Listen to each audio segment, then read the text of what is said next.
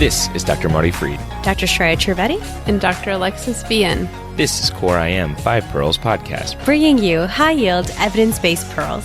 Today we're discussing pain control in the hospital. And we're specifically focusing on opioids. Here's why. About a quarter of patients who are opioid naive prior to hospitalization end up receiving opioids after discharge or on discharge by virtue of filling an opioid script in the week following discharge.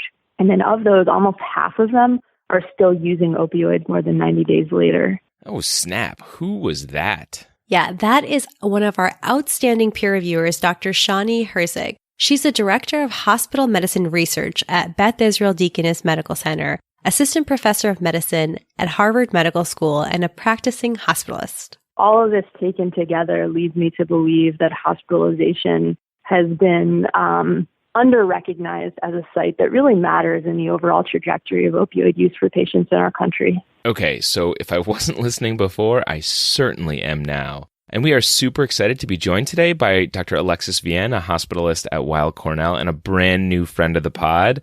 Alexis, it is so great to have you on. Really great to be here, guys. Thanks so much for working on this episode. We are also very grateful to Dr. Swapnil Harimath. He's a University of Ottawa nephrologist and NEFJC famous. He was very helpful in helping us research for this episode. I tell my patients when I give them a prescription that your pharmacist will tell you this is wrong, but say that your kidney doctor has given this prescription.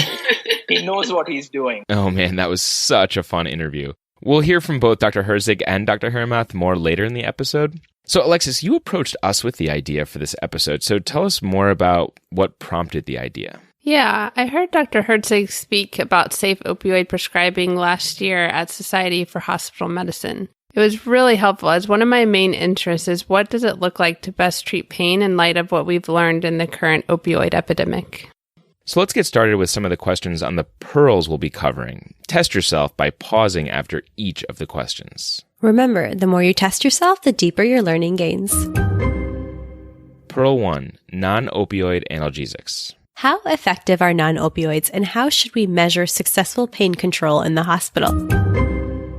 Pearl 2, NSAIDs in special populations. Are NSAIDs contraindicated in patients with kidney disease, liver disease, or heart disease? If not, how can we use them safely? Pearl 3, safe opioid prescribing. For patients who require opioid analgesia, what are best practices? Pearl 4, opioids at discharge. When prescribing opioids at discharge, what can we do to minimize harm? And Pearl 5, a throwback pearl from our friends on the Mind the Gap segment. Mechanism of acetaminophen and NSAIDs. How do we believe acetaminophen works, and how does it compare to NSAIDs? All right, so Shreya and Alexis, I love how we're totally avoiding a controversial subject here. I think on the next episode, we should tackle sepsis bundles and Medicare for all. I'm not so sure about that, Marty. The goal of this episode is to be as practical and realistic about pain points as possible. And we have some good stuff. Alexis, why don't you start off with the case? Sure. We have a 65-year-old woman with osteoporosis and CKD stage 3 who presents to the ER after falling at home. After the fall, she has severe 7 out of 10 left-sided, non-radiating hip pain, worse with bearing weight, and this is what prompts her to go to the ER. She's found to have pneumonia and a non-displaced pelvic fracture. Orthopedics is consulted and recommends non-operative management of the fracture. Eesh, broken hip. We're really being tough on our imaginary patients here, guys. So, Alexis, where do we start? Are we thinking, PCA and call it a day? Oh, God. An important initial step in inpatient pain management is clarifying whether this is acute pain or an acute flare of chronic pain. The reason is that any escalation of a chronic pain regimen really should be coordinated with the outpatient provider. Also, chronic pain differs in terms of pathophysiology and treatment, so that's a topic for another day. Well, in this patient with a hip fracture, it's a pretty clear case of new acute pain and not a flare of chronic hip pain. Agreed. Next step is in classifying the pain as either nociceptive or neuropathic. Nociceptive pain includes things like musculoskeletal, inflammatory, procedure-related pain, as opposed to neuropathic pain, That includes things like postherpetic neuralgia or neuropathies. Right. And I think the barrier here is just not to stop at the patient has pain, but asking those few extra questions, right? What is the quality of the pain? Where does it radiate? That'll help you characterize and classify the pain, which, as you'll see, will matter in terms of treating it. So for pain that is inflammatory in nature, musculoskeletal in nature, I'm going to be reaching for things like nonsteroidal anti-inflammatory drugs and acetaminophen as kind of the mainstays of therapy. While for pain that has a neuropathic component, exemplified by things like burning or tingling, I may start reaching for things like gabapentin or pregabalin. Great. So for this musculoskeletal pain, let's go deeper into NSAIDs and acetaminophen. What's effective dosing look like? An example of a regimen I would use for this patient would be something like scheduled ketorolac 15 milligrams every 6 hours and Tylenol 1 gram every 8 hours. Or another example might be naproxen 500 milligrams every 12 hours, again with that scheduled Tylenol every 8 hours. Keeping in mind here that when using NSAIDs, there's a ceiling effect in terms of pain relief. Right. So you don't have to reach for that 30 milligrams of ketorolac. You can just stick with the 15 milligrams because there is that ceiling effect of NSAIDs. If you want to read more on that, check out our show notes at coreimpodcast.com. Awesome. And the point here is that this dosing regimen gives us more continuous pain control instead of waiting for the pain to get severe and the patient asking for pain meds. And I've seen some people overlook the contribution of non-pharmacologic treatments, so don't forget things like mobility with physical therapy, heat packs, and those kind of interventions. Yeah, I am a big fan of some superficial heat. I also really just appreciate you emphasizing scheduled medications, right? Because then we can add on PRN breakthrough meds as needed, which we'll get to in a later Pearl. Right. I'm personally lucky enough to only have spent overnights in the hospital on 2 occasions, and that was the birth of my 2 daughters. I remember how difficult it was to get the PRN medications for my postpartum wife. And it's not because the nurses weren't amazing. It's just a constant juggling act for our inpatient nursing colleagues. And so it is just helpful to order those around the clock instead of just PRN. So often my team has put in PRN orders that we never even told the patient about. Then they never even know to ask for it. Exactly. And another pain point I see is that there's this idea that, okay, someone has 7 out of 10 pain. That's a severe category, automatically results in Oxy-10 stat. So I think we need to understand the efficacy of non-opioids compared with opioids. One of the big myths that I want to demystify is that the myth is that opioids are the most effective medications for severe pain, and that's simply not true. There are a number of different Cochrane reviews on topics ranging from post-surgical pain to acute low back pain, to even nephrolithiasis, kidney stones, the most painful thing supposedly that we see. And all of these Cochrane reviews show at least as great efficacy for NSAIDs compared to opioids in each of these conditions, with lower risk for side effects and other adverse effects. So I really think we need to dispel the myth that opioids are the most effective medications for severe pain. Yeah, I couldn't agree more. I've seen this in practice where patients with low back pain had a better response to NSAIDs and acetaminophen combination than to oxycodone. Yeah, this has been studied pretty extensively, and we'll link a few Sentinel articles in our show notes for those who want to dive into the efficacy literature a bit more. Yep. And just as important as starting out with effective non-opioids, I think we should also take time to talk about goals of pain control. So thinking to yourself, all right, I'm starting this patient on pain meds. When I go back to reassess the patient, what endpoints am I looking for? There's a movement away from using pain scales and towards talking about the impairment in function resulting from the pain, interference with sleep. So kind of the implications of the pain for the patient's everyday life and sleep, as opposed to where is your pain on a scale from 0 to 10. And I would strongly argue that our goal is to achieve tolerability of pain rather than its complete absence. We need to find the right balance of benefits and risks ultimately. And when we're reaching a situation where we're achieving complete absence of pain, we are almost always overshooting this balance and placing a patient at higher risk. And so I discuss with patients that my goal is to make the pain tolerable enough to you that you can get up and engage in your daily activities and be able to get, a decent night's rest. So that explicit discussion of expectations here with our patients makes a huge difference. I certainly know that I can definitely do a better job in the beginning of the hospitalization discussing what the next few days are going to look like, right? Like how often are they going to see me? Who is their contact person? And what are the realistic goals for the major hospital problems, pain being one of them?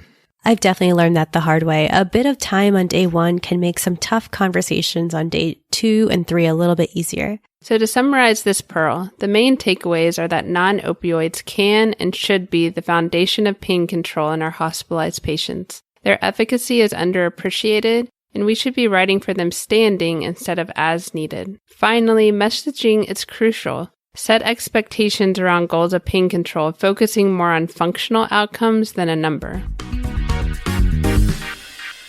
So I'm all on board with this idea that more non-opioid analgesias in the hospital. But our patient has a history of stage 3 CKD, and I can already hear all the pushback my residents are going to be giving me about NSAIDs in patients with kidney disease. I totally understand the hesitation. Dr. Herzig had a great point about NSAIDs and opioids. The one thing that I have noticed is that I think it's crazy how underutilized NSAIDs are. And I think that it stems from both an underestimation of their efficacy and an overestimation of their risks.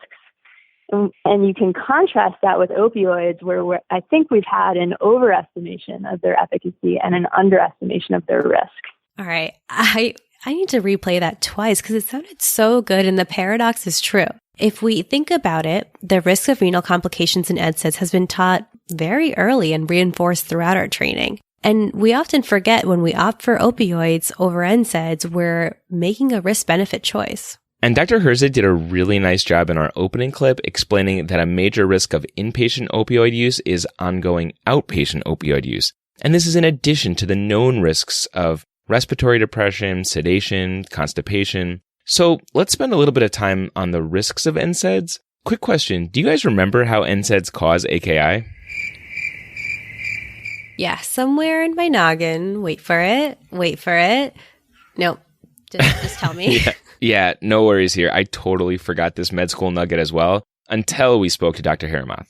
They're just like ACE inhibitors at a different level, right? ACE inhibitors act on the efferent, prostaglandins act on the afferent, and NSAIDs block that. So just like if you're volume contracted, your ACE inhibitor is not going to be good. Similarly, if you are on a heavy NSAID dose and you become volume contracted, lo and behold, you're going to get AKI.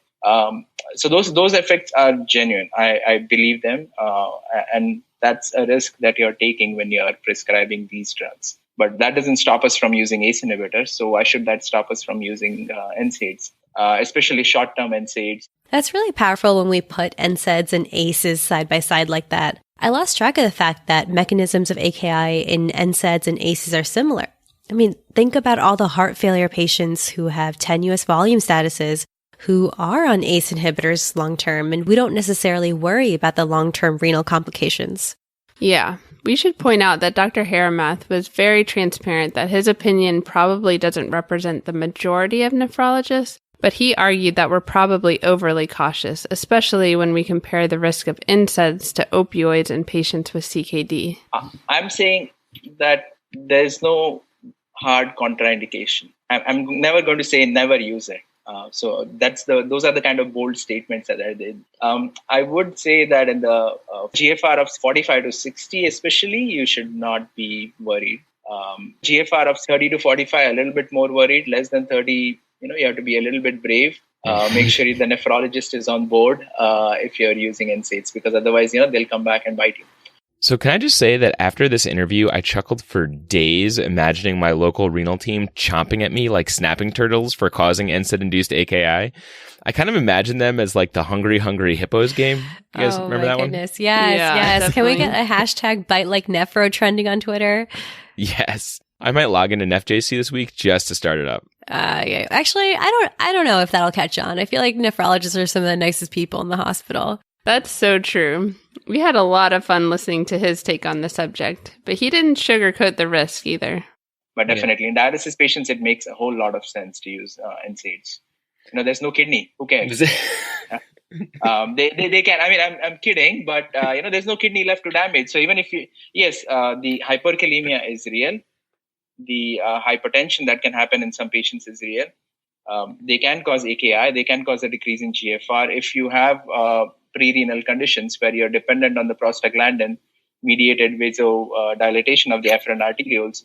Right. So in end-stage renal disease, if there's quote unquote no kidney left to damage, it then begs the question, how much do we have to worry about NSAIDs' effect on further kidney damage or things like hyperkalemia or hypertension, both of which are renal mediated? It sounds like per Dr. Hermad's expert opinion, not as much. But what about our CKD population? Did Dr. Hermad say anything about which NSAIDs are more preferable? Are all NSAIDs the same? Yeah, so his main point here was about NSAID potency. The idea being that risk increases with higher potency NSAIDs, which is kind of obvious, but I really wasn't aware of which common NSAIDs were low versus high potency.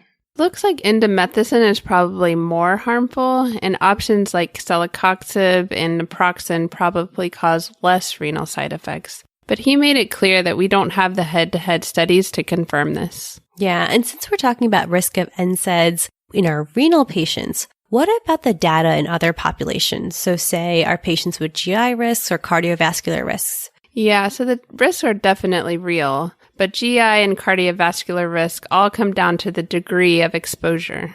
Okay, that makes me feel a little bit more comfortable. A really cool study recently published in JAMA Internal Medicine looked at claims data for a ton of high-risk patients with CKD, hypertension, and CHF who are exposed to NSAIDs, and those with the same risk factors not on NSAIDs. There was no difference in death, cardiovascular disease, or renal complications. Nice. And then what about our high-risk GI patients? Yeah, so there are probably two overlapping but distinct categories of high-risk GI patients. There's those who are at risk for bleeding and those with risk for decompensated cirrhosis. So for that first group, the American College of Gastroenterology recommends short-term PPI therapy if a patient is moderate to high risk. And this is really to prevent NSAID-induced upper GI ulcers and bleeds. So our patient is 65 years old. She's on high-dose NSAIDs, so she falls into that moderate risk group, and PPI is something we might want to consider. Excellent. Other high-risk features include previous ulcers,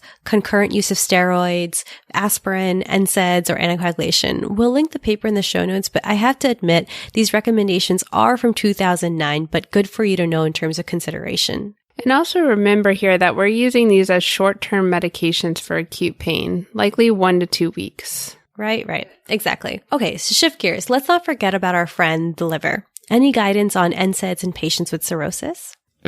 Right. So cirrhosis makes many medications more challenging to use because of the altered drug metabolisms. And in general, NSAIDs are no different. So what I found was that patients with decompensated liver disease are much more dependent on that prostaglandin-mediated renal perfusion. So in patients with ascites, using NSAIDs increases the risk for AKI. One other thing to keep in mind with patients with cirrhosis is the increased risk of bleeding. This is obviously especially in patients with known varices. All right, so let me summarize what I'm hearing here. NSAIDs are generally safe and probably underutilized in patients with CKD, especially those with stage 3 or 4 CKD.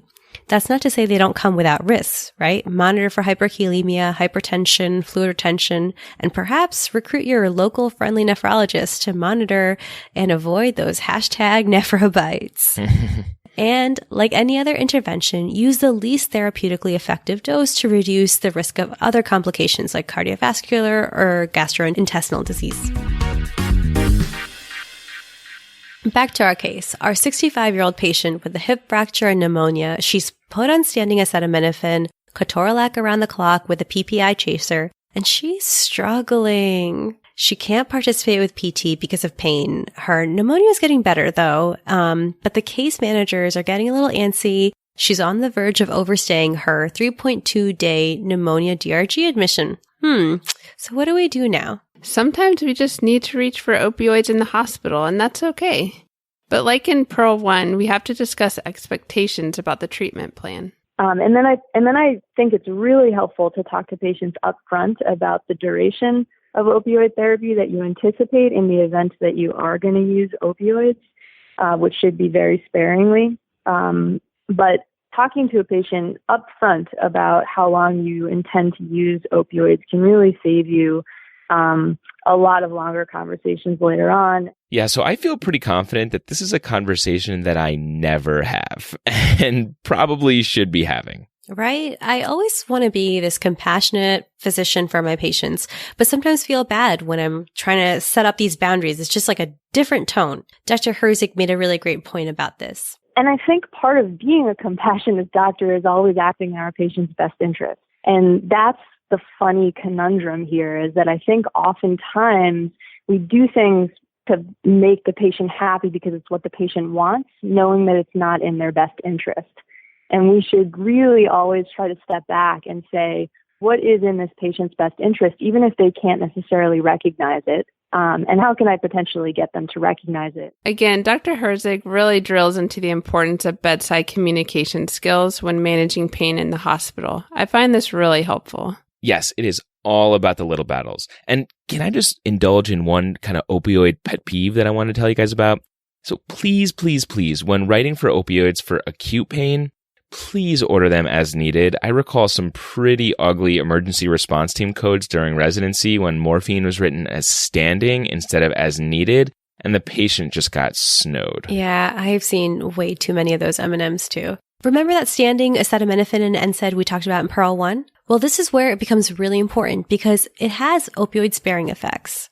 And just as important to know is that the combination of non-opioids and opioids creates a synergistic effect. For example, one Cochrane review looked at acute post-op pain treated either with oxycodone alone or in combination with acetaminophen compared to placebo. Oxycodone 10 milligrams plus acetaminophen was more effective at achieving pain reduction outcomes than the higher dose oxycodone 15 milligrams alone. That too will be in the... I was like, wow, that's really interesting. It's almost like I wrote this.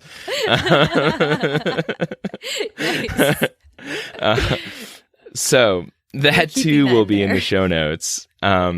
So a question I have is, how do we decide which opioid to use? Which specific opioid probably isn't quite as important as selecting the right dose, the right route, and the right duration of use. Depending on the circumstance, I think really the most important principles are use the lowest dose of oral opioids in short-acting formulation for the shortest duration possible. And I come back to that over and over again. Right. So studies show that as opioid doses and duration of prescriptions increase, the risk for overdose mortality increases. That's why the CDC guidelines specifically address dose and duration. So it sounds like adding 2.5 milligrams of oxycodone every 6 hours as needed to the acetaminophen would be a good option for our patient. And remember, since we scheduled the acetaminophen, we want to avoid Percocet or other combination opioids to reduce the total risk of acetaminophen toxicity. Quick tidbit, we're using that 2.5 milligram dose because of her age of 65. Right. And another thing that I've seen done that is no bueno is using long-acting formulations for acute pain. Stick with the IR. Another amazing JAMA IM study, Marty, you'd be proud, noted that new initiation of long-acting opioids for non-cancer pain actually showed an increase of mortality by a factor of 2.5 when compared to the immediate release. And also, this just makes sense because if the patient has acute pain, we want to be able to easily titrate the dose up or down, which is much easier with the immediate release. One last point is the route of administration. Wait, so you mean because the patient's in the hospital doesn't automatically mean we're defaulting to IV over oral? Yeah, there are a lot of good reasons to choose oral, actually. Even though oral meds have a little slower onset, we're only talking about 15 to 30 minutes compared to IV. And oral has a longer duration of action compared to IV. And we want to avoid more extreme peaks and troughs, and therefore end up exposing our patients to less opioids overall. Okay, so moral of the story, if they have the gut, use the gut. Yes, great. All right, so let me summarize what I'm hearing with this, Pearl. Number one, expectations are crucially important when starting opioids for inpatient acute pain. Before prescribing, discuss how long you're planning on writing medications, and don't fall into the trap that you're not being a compassionate clinician by doing so. When choosing a specific opioid, adding a base of acetaminophen will help reduce the total opioids needed and actually is synergistic and augments pain control. Also, use the lowest dose and duration of oral formulation to provide longer coverage compared to the quick off, quick on IV formulations. All right, case update. So with 2 to 3 breakthrough doses of 2.5 milligram oral oxycodone, our patient was able to participate in physical therapy and is now ready for discharge. And it looks like at this point, she will need a short course of oxycodone when she's discharged. What's the best way to go about this? One thing we see emphasized with safe opioid prescribing at discharge is that it's important to make sure there's a conversation with the primary care provider. So as a primary care doctor, this is music to my ears.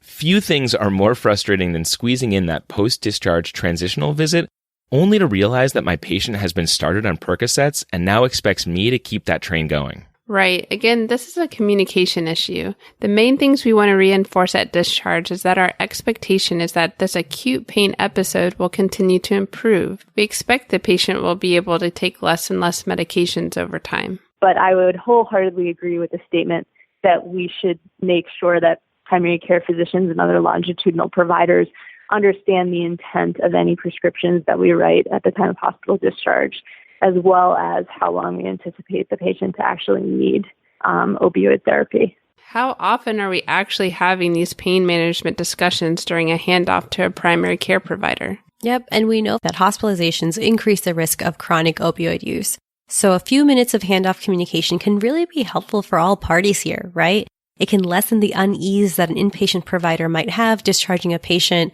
on opioids. And then on the flip side, the outpatient provider, it gives them a heads up on what the patient's condition was and then expectations that were there when they got the opioids on discharge. This last pearl is a pithy one. So in summary, we encourage all of our discharging clinicians, whether they are in the inpatient units, the emergency departments, or in the ICUs, to communicate pain management conversations to the primary care provider by email, phone, or maybe even in a chart message. Then, on the outpatient side, if the pain continues for a longer duration than expected, it might be up to us to kind of reconsider what is the etiology of this pain and is a further workup indicated at this point. All right, so let's recap our pearls before jumping into the throwback pearl. Pearl 1. We have non-opioid tools that we can use to treat pain effectively in the hospital. When measuring response, function-related outcomes can give us a better indication of pain control than pain scores alone. Pearl 2. With careful monitoring, we can use NSAIDs in many patients with chronic kidney disease in the acute setting. Try to use less potent NSAIDs like naproxen, and maybe involve the nephrologist if you're using them in patients with more advanced CKD. The same idea of the lowest dose apply when using NSAIDs in patients with cardiovascular or liver disease. Pearl 3. Safe opioid prescribing starts with a discussion of treatment goals and duration up front. Then we can use low-dose, oral, short-acting opioids for the shortest duration possible. Also, we combine opioids with non-opioid adjuvants like acetaminophen and NSAIDs to create an opioid-sparing and synergistic effect. Pearl 4. We can minimize harm when prescribing opioids on discharge by communicating the expectation and conversations you've had with the patient to the primary care provider. So, on to the throwback pearl. Today, we're thrown back to an episode by our sister segment, Mind the Gap, who covered the mechanism of acetaminophen. What do you guys remember about how tylenol and NSAIDs work? There's a lot of nuances here, but what I remember is that acetaminophen and NSAIDs both likely inhibit COX enzyme from making prostaglandin, and it's prostaglandins that cause fevers. Exactly. And I think the cool thing was understanding where in the body each works. And then that helped explain why NSAIDs are an anti-inflammatory and why acetaminophen doesn't have anti-inflammatory properties. Exactly. NSAIDs act peripherally to block the COX enzyme and reduce inflammation. Acetaminophen acts more centrally, so it's not a good anti-inflammatory medication. Right. And Dr. Tony Brow also released an awesome tutorial in conjunction with the Mind the Gap episode. He covered, again, acetaminophen, pain control, and fever reduction, so I definitely check that out. Yep. And to loop this idea of Tylenol, NSAIDs, and fever to our episode on pain management, I think there's one little nuance we should cover. I've been told, I don't know about you guys, to not put patients on scheduled acetaminophen and NSAIDs because we can mask fevers. But I don't know so much about that. What do we do about our lady with pneumonia who has pain from this hip fracture? Right. I've definitely heard this. I think if it's a patient where the diagnosis is uncertain, the presence of fever could be useful, and you might not want to mask the fevers by prescribing acetaminophen and NSAIDs. But honestly, masking a fever is unlikely to be clinically relevant in the majority of our cases, especially in a case like this where the source of infection is clear. We also have other markers to monitor infection, right? We can monitor white count, we can monitor heart rate, among other things.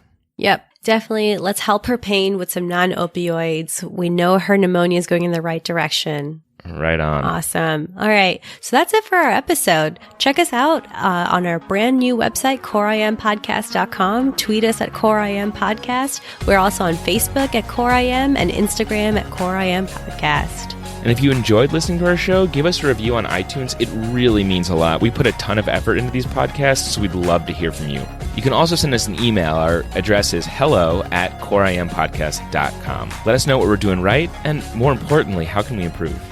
And always, opinions expressed in this podcast are our own and do not represent the opinions of any affiliated institutions. Do not use this podcast for medical advice. Instead, see your own healthcare provider for medical care. For the ones who work hard to ensure their crew can always go the extra mile, and the ones who get in early so everyone can go home on time, there's Grainger, offering professional-grade supplies backed by product experts so you can quickly and easily find what you need. Plus, you can count on access to a committed team ready to go the extra mile for you. Call, click Grainger.com, or just stop by. Grainger, for the ones who get it done.